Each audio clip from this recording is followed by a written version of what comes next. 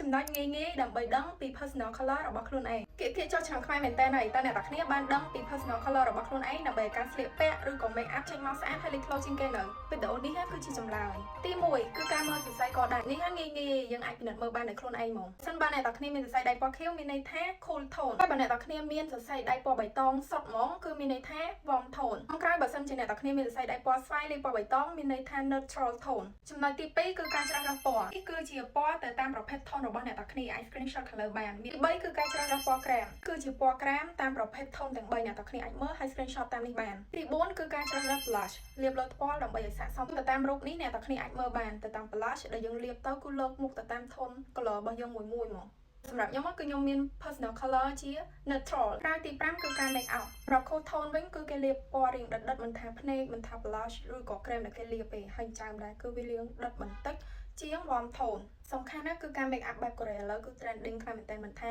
cool tone ឬក៏ warm tone នោះគឺបែប make up no make up គឺស្រាលខ្លាំងមែនតើហើយគ្រប់ជំហានមួយគឺគេ detail ហ្មងថាអ្នកទាំងគ្នាស្ថិតនៅក្នុង tone បែបណាទោះ make up ក្រាស់ឬក៏ស្ដើងក៏ដោយពេលដែលលាងមុខចេញក៏ត្រូវតែលាងសម្អាតឲ្យបានស្អាតដែរសម្រាប់ខ្ញុំជ្រើសរើសជាមួយនឹង foam Citra Acne ដែលជា foam ដែលលាងសម្អាតបានជ្រះខ្លាំងមែនតើ